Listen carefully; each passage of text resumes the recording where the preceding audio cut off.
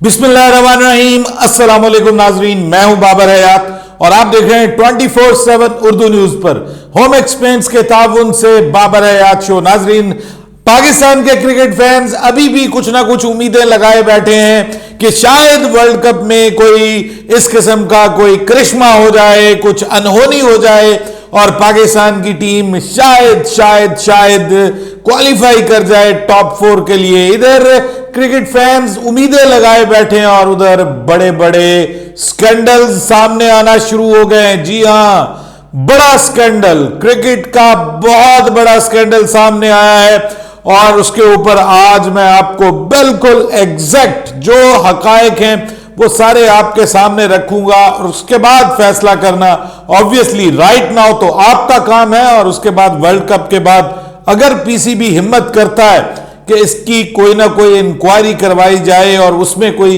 हकायक सामने आते हैं तो फिर वो ऑब्वियसली पीसीबी का काम है। लेकिन आपके सामने सारी सिचुएशन रख दूंगा।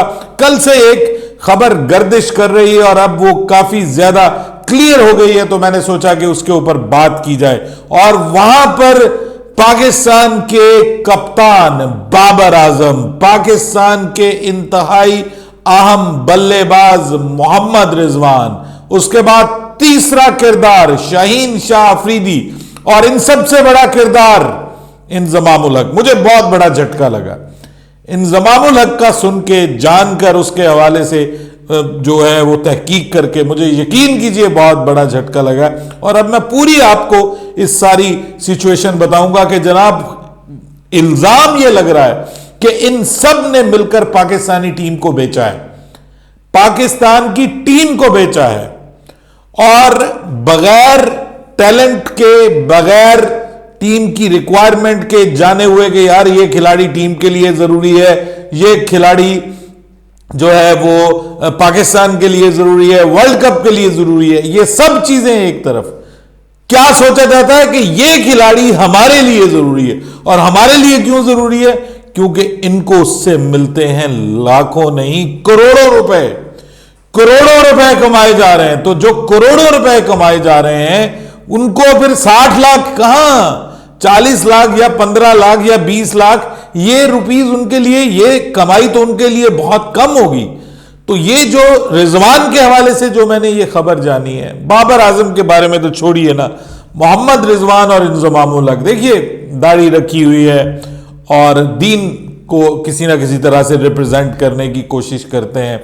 रिजवान आपको पता है कि मैदान के अंदर नमाज पढ़ते हैं, उनके ऊपर बहुत सारी बातें भी हुई हैं। मैं ज्यादा नहीं जाता, मैं सिर्फ आपके सामने एक केस रखूंगा, उस पर आपको आपकी राय जानूंगा। बहरहाल इसके ऊपर मैंने खुद भी तहकीक की है, कुछ और लोगों ने भी तहकीक की है, वो भी आपके सामने रखूंगा। लेकिन उससे पहले बात कर लें कि हम उम्मीदें लगा रहे हैं ऊपर जाने की और हमारे मुकाबले में अब कौन आ रहा है? जी नेदरलैंड। जी हां, नेदरलैंड की परफॉर्मेंस मैं ये समझता हूं कि एक ऐसी टीम कि जो फर्स्ट टाइम वर्ल्ड कप का हिस्सा बनी है, उसने बांग्लादेश फुल मेंबर का शिकार किया है। इससे पहले आपको पता है साउथ अफ्रीका का शिकार किया और आज एक बड़ा अपसेट और हो गया है और वो हुआ है कि नेदरलैंड की टीम ने आज बुरी शिकस्त दी है।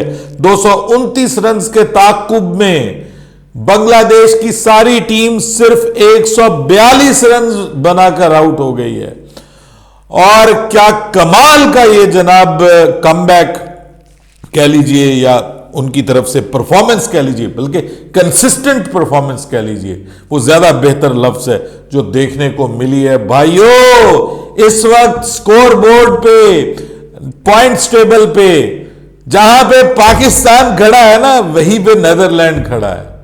तो जस्ट इमेजिन कि नेदरलैंड ने आज क्या कमाल किया और हम कह रहे हैं कि हम न्यूजीलैंड को भी हरा देंगे, हम बांग्लादेश को भी हरा देंगे और हम जो है वो इंग्लैंड को भी हरा देंगे। और हम उम्मीदें रख रहे हैं किन लोगों पे, किन लोगों पे? अब आपको बताता हूं जो सबसे बड़ी स्टोरी है। Oh my God, shocking shocking story. Sir बात यह है कि आज से 15-20 दिन पहले मैंने आपको एक खबर दी थी और वो बड़े स्ट्रांग सोर्सेज से खबर थी कि इंजमामुल हक ने इस्तीफा देने का जो है वो धमकी दी है पीसीबी को और उन्होंने कहा कि मैं मुस्ताफी हो रहा हूं। मैं समझा कि शायद ये जो खिलाड़ियों की सिलेक्शन है, ये वर्ल्ड कप से पहले की बात, सिलेक्शन के मामले पे खड़े हो गए हैं, बाबर आजम के सामने खड़े हो गए हैं कि जी बाबर आजम जो है वो मेरी पसंद के प्लेयर नहीं बीच में ऐड कर रहा। उस वक्त बात हो रही थी ना कि सरफराज को ऐड करने की, अमाद को ऐड करने की, तो मैं समझा पता नहीं ये जोश उठाया। तो फिर मैंने जाके दोबारा तहकीक की, पीसीबी के जो सोर्सेज हैं मेरे, उनसे बात की, तो उन्होंने कहा नहीं सर ऐसा नहीं है।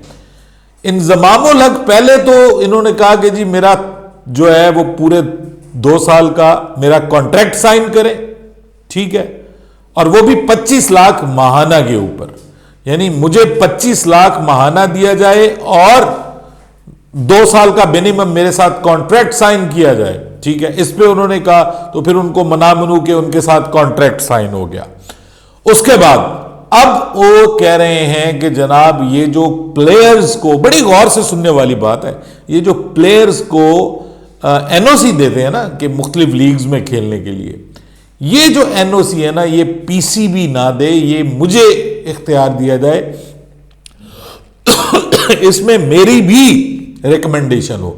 यानी मैं अगर किसी खिलाड़ी को कहूं कि इसको एनओसी नहीं देना, तो आपने इसको एनओसी नहीं देना। जिस खिलाड़ी को मैं कहूं कि आपने इसको एनओसी देना है, तो आपने उसको एनओसी देना। यानी इसके ऊपर लड़ाई हो रही थी।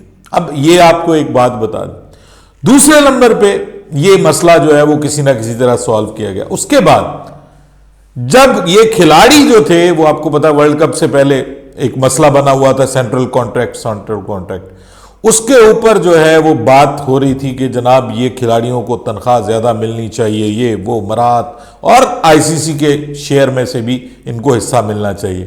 तो उस वक्त भी इंजमामुल हक ने कहा, ये मान नहीं रहे थे खिलाड़ी। अब आप जस्ट इमेजिन कीजिए कि खिलाड़ी, क्या गेम रचाई जा रही, खिलाड़ी मान नहीं रहे थे कि हमने नहीं मानना, उनको मुख्तलिफ ऑफर करवाई जा रही थी, जका अशरफ भी मिले, सारे मिल मिला के, उन्होंने कहा नहीं जी हम नहीं मानते, हमें जो है ना वो कबूल नहीं है। फिर ये उन्होंने बात की इंजमामुल हक से कि आप ही इनसे कोई बात, उन्होंने कहा घबराना नहीं है, मैं इनके साथ बात करता हूं। फिर इंजमामुल हक ने उनसे बात की और फिर वो मान गए। कुछ सोर्सेज अभी भी ये कह रहे हैं कि साइन खिलाड़ियों ने नहीं किए हुए, अभी भी सेंट्रल कॉन्ट्रैक्ट पे साइन नहीं किए हुए। ये अब आगे आगे खबरें क्या आएंगी वो तो आप देखकर सुनकर हैरान हो जाएंगे। सर अब ये सारी चीज आपने जान ली, अब मैं आपको बताता हूं। सर एक कंपनी है याजू इंटरनेशनल। याजू इंटरनेशनल एक कंपनी है जो कि इंग्लैंड से ऑपरेट होती है, यूके से, और इस कंपनी के 3 पार्टनर्स हैं। एक का नाम है तलहा, मिस्टर तलहा। अब दिलों को थाम लें, मिस्टर तलहा तो आपने सुन लिया। दूसरे का नाम है मोहम्मद रिजवान। मोहम्मद रिजवान पाकिस्तान के क्रिकेट की इस वक्त जान। और तीसरे नंबर पे कौन है? इंजमामुल हक। तीनों इक्वल शेयर्स के पार्टनर्स हैं ऑलमोस्ट, यही लिखा हुआ है। उसको जो लीगल डॉक्यूमेंट लोगों ने निकलवा लिया कंपनी का कि यूके में ये रजिस्टर्ड कंपनी है याजू इंटरनेशनल। इस कंपनी का काम क्या है? ये स्पोर्ट्स मैनेजमेंट करती है। इन अदर वर्ड्स ये प्लेयर्स के एजेंट हैं। अब प्लेयर्स ने अपने अपने एजेंट्स रखे हुए हैं जो उनको मुख्तलिफ लीग्स में सेल करते हैं, ठीक है। अब उनके जो रेट बढ़ते हैं ना, कि क्या रेट है, वो जाहिर बात, एक टीम अगर कौमी टीम, एक प्लेयर अगर कौमी टीम का मेंबर है तो उसका रेट तो ज्यादा होगा। यानी वो नेशनल इंटरनेशनल क्रिकेट खेल रहा है, वहां पे वो परफॉर्म करे, उसका फिर रेट बढ़ जाता है, वो लाइमलाइट में आ जाता है। एक प्लेयर जो है वो बस ऐसे माड़े मोटे, मतलब छोटे मोटे वो डोमेस्टिक में खेल रहा है, तो उसको वो रेट नहीं मिलता, ठीक है, उसको वो प्राइस नहीं मिलती।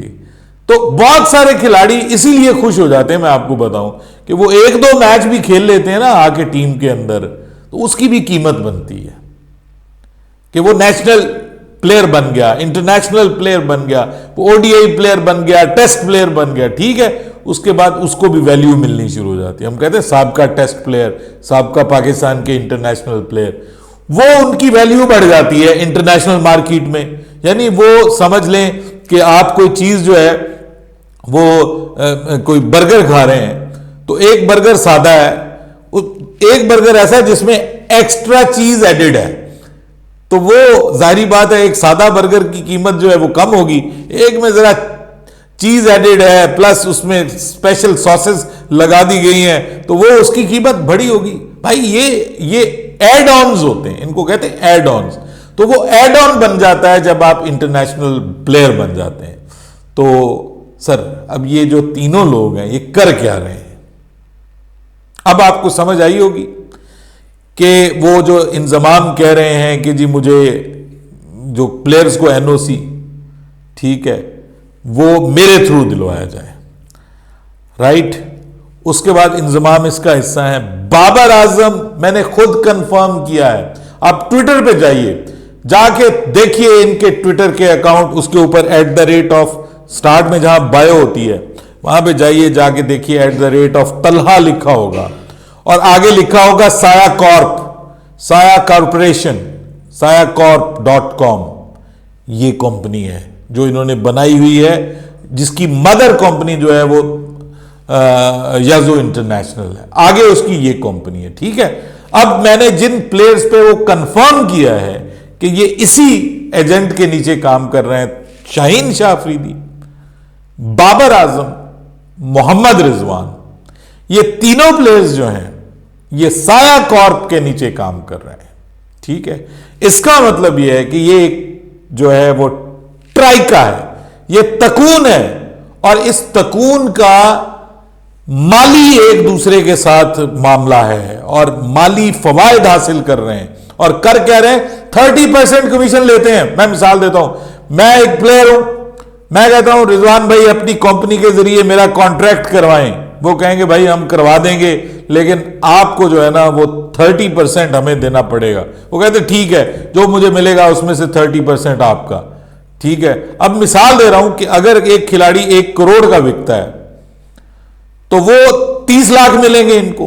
अगर वही खिलाड़ी 2 करोड़ का बिकेगा तो कितने मिलेंगे?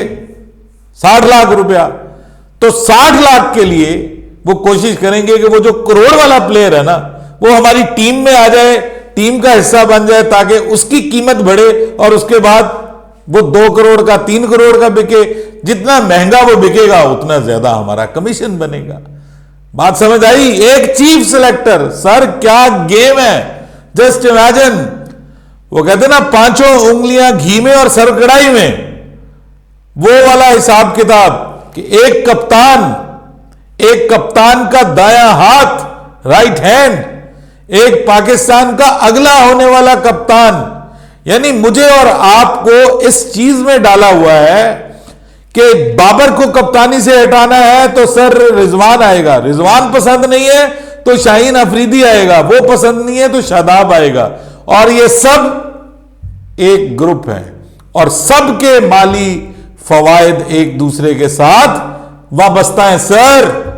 कमीशन एजेंट, और ये गेम है, सारी की सारी ये गेम है। और ये तक इस वजह से जब मैं और आप चिल्लाते हैं यार साइम अयूब टीम का हिस्सा क्यों नहीं है, भाई जमान खान टीम का हिस्सा क्यों नहीं है, फलाना टीम का हिस्सा क्यों नहीं बना, उनको लेके जाके वापस लेके उनके कैरियर खराब कर दिए, साउथ शकील को अब तक क्यों नहीं खिलाया था, अब अब्दुल्ला शफीक को अब तक क्यों नहीं खिलाया था। अब आपको समझ आती है क्यों नहीं खिलाया था? क्योंकि इनके खेलने से उनको माली फायदा नहीं होना। ये जो टीम में हमारे कहने, रिक्वेस्ट करने, तनकीद करने, रौला डालने के बावजूद तब्दीली नहीं होती, क्यों नहीं होती? इस वजह से ताकि मार्केट में नाम अप रहे इन प्लेयर का और ये प्लेयर एक दूसरे के साथ मिलकर दिहाड़ियां लगाते जाएं। देखिए जस्ट ये जो खिलाड़ियों का कॉन्ट्रैक्ट हुआ है ना, सुनने में आया उसमें भी हिस्सा रखा गया है। कॉन्ट्रैक्ट, सेंट्रल कॉन्ट्रैक्ट जो इंजी भाई गए जाके उन्होंने कहा कि हम ये करेंगे, तो ये खबरें आ रही हैं। लेकिन यहां पर एक दूसरा ग्रुप सामने आता है, वो कहता है कि ये सारी की सारी जो कैंपेन है, देखिए मैं उसका बिल्कुल हिस्सा नहीं हूं, वो कहते हैं कि ये जो सारी की सारी कैंपेन है, ये सैरोगेसी करने वाली जो कंपनीज है ना, MX बैट और फलाना फलाना, ये आपने देखी होगी। पिछले साल ये हमारी उसमें थी कंपनी में, उसमें PSL में, और ये मुख्तलिफ ये LPL में भी बहुत ज्यादा थी। हमारी क्रिकेट में अब उसको बैन कर दिया गया। उससे पहले आपने देखा होगा मोहम्मद रिजवान ने इसका लोगो लगाने से इनकार कर दिया था और हम समझे थे कि इस्लाम की बहुत बड़ी ये तो फतह हो गई है कि मोहम्मद रिजवान जो है उसने इनकार कर दिया। इस साल बाबर आजम ने भी वो लगाने से इनकार कर दिया। उसकी वजह क्या है सर? उसकी वजह यह है कि इन कंपनियों को बैन करवाओ, इन कंपनियों को बैन करवाओ, क्योंकि इन कंपनियों का शेयर बकौल वो हासिल नहीं कर सकते ना, क्योंकि जुए की कंपनियां हैं। वो समझते हैं इस्लाम में ये जायज नहीं है, तो जुए की कंपनियां, इनको बैन करवा के दूसरी कंपनियां लाओ और उनके कॉन्ट्रैक्ट करवाओ अपने असर रसूख को इस्तेमाल करते हुए और उनके साथ अपनी गेम चलाओ, कमीशन लो, खिलाड़ियों को एडवर्टीजमेंट मिलती है। मिसाल दे रहा हूं, ये बाबर आजम पैंथर टायर की जो एडवर्टीजमेंट कर रहा है, ये साया कॉर्प ने करवाई है। 10 करोड़ मिले हैं तो समझें उसमें से 3 करोड़ हो गए साया कॉर्प की। बात समझ आई आपको? ये सर गेम है। मेरा ताल्लुक एडवर्टाइजिंग इंडस्ट्री के साथ रहा है। मैंने 10 साल एडवर्टाइजिंग इंडस्ट्री में एज अ क्रिएटिव डायरेक्टर सर्व किया है 2010 तक। जो लोग मुझे जानते हैं वो जानते हैं कि मैं टेलीविजन इश्तिहार बनाता रहा हूं, ठीक है। मुझे इस सारी गेम का बहुत अच्छे तरीके से अंदाजा है, एडवर्टाइजिंग इंडस्ट्री में क्या क्या कुछ होता है। तो ये सर, ये देखिए, ये मैं हैरान हो गया हूं कि यार 60 लाख रुपया एक कमा रहे हो तुम, ऊपर से कंपनियां बनाई हुई हैं, उनके जरिए खिलाड़ियों को टीम का हिस्सा बनवाते हो, चाहे ना चाहे, जरूरत ना जरूरत। ये जाहिरी बात यही लगता है। अदरवाइज ये कॉन्फ्लिक्ट ऑफ इंटरेस्ट ना होता, यानी फौरी तौर पर, मतलब अगर असूलन मैं आपको बताऊं, अगर आप इतने पक्के दीनदार हैं तो भाई आपको चीफ सेलेक्टर नहीं बनना चाहिए था, क्योंकि कॉन्फ्लिक्ट ऑफ इंटरेस्ट आता है। मोहम्मद रिजवान को या तो टीम का हिस्सा होना चाहिए या उस कंपनी का हिस्सा होना चाहिए, क्योंकि आप असरअंदाज हो सकते हैं खिलाड़ियों के कैरियर्स को लेकर के। इसीलिए इतने अरसे से वो कह रहे हैं हमने ये टीम बनाई है, ये टीम हमने बनाई है, इस टीम ने हमें डॉलर्स लेके दिए हैं, कम से कम $3 लाख मिनिमम। तो वो कैसे छोड़ सकते हैं भाई? वो कैच छोड़ सकते हैं, मैच छोड़ सकते हैं, वर्ल्ड कप को पूरे के पूरे को दांव पे लगा सकते हैं, लेकिन वो प्लेयर्स को नहीं छोड़ सकते। तू मेरा मैच विनर, तू मेरा फलाना, तू मेरा ये, और साथ में सब कुछ करने के बाद इनकी दंदियां निकलती हैं, हंसते हैं। कभी इनके मैनेजर्स जो हैं वो खबरें लगा रहे होते हैं, ट्रेंड चला रहे होते हैं, मैनेजर्स ट्रेंड चला रहे हैं। यही जो साया कॉर्प पकड़ लिया उन्होंने कि भाई यही ट्रेंड चला रहा है बाबर आजम के हक में, ट्विटर के ऊपर ट्रेंड जनरेट करते हैं, स्टार्ट करते हैं, लोगों को मुतवज्जे करते हैं और फायदा हासिल करते हैं खुद, क्योंकि इनकी जिम्मेदारी है। बाबर आजम नीचे चला गया, उसकी कीमत नीचे चली जाएगी, रिजवान की कीमत नीचे चली जाएगी, शाहीन की कीमत नीचे चली जाएगी। उसका नुकसान किसको होगा? इन तीनों को। उसके एक तो टीम के अंदर से निकलने का मामला, कप्तानी जाने का मामला, ऊपर से फाइनेंशियल नुकसान सर। तो जब ये चीजें चल रही हों पाकिस्तान की क्रिकेट टीम में, तो फिर भाई आप ये कहें कि पाकिस्तान के अभी भी क्वालिफाई करने के चांसेस हैं, तो इस पे तो मैं कहता हूं कि फौरी इसके ऊपर, वर्ल्ड कप के फौरन बाद इसके ऊपर पूरी की पूरी तहकीक होनी चाहिए और जो जो इसमें जिम्मेदार है उनको करारे वाकई सजा मिलनी चाहिए। और अगर नहीं है तो फिर इस पूरे मामले को क्लियर होना चाहिए। आपको ये क्या लग रहा है, इस पे मुझे जरूर राय दीजिएगा। मैंने पूरा सीन आपके सामने रखा है, मैंने कोई बात गलत नहीं की, कोई किसी के ऊपर गलत इल्जाम नहीं लगाया। ये जो साया कॉर्प है, ट्विटर पे जाके चेक कीजिए, इंस्टाग्राम पे चेक कीजिए, ये तलहा भाई जो हैं, और इंजमामुल हक खुद भी हैं, इंजमामुल हक के जो भाई हैं इंतसारुल हक, वो भी हैं। और आपको पता है कि ये इंतसारुल हक और इंजमामुल हक, इन्होंने T10 की एक फ्रेंचाइज भी खरीदी थी। अगर आपको याद ना हो तो मैं आपको याद दिला देता हूं कि पिछले से पिछले साल इन्होंने T10 लीग की, या कोई एक एफ्रो लीग आई, उसमें से भी इन्होंने एक खरीदी है। तो भाइयों ये करोड़ों की गेम है, तो उनको 60 लाख 50 लाख क्या उनके लिए वैल्यू रखते हैं? वो तो दूध के ऊपर मलाई है, असल कमाई तो उधर से आ रही है, जिसपे मुझे और आपको, हम सबको बेवकूफ़ बनाया जा रहा है और इस्लाम का झंडा बुलंद किया जा रहा है। अपनी राय दीजिएगा कमेंट सेक्शन में। बाबर हयात को इजाज़त दीजिएगा। अल्लाह हाफिज़।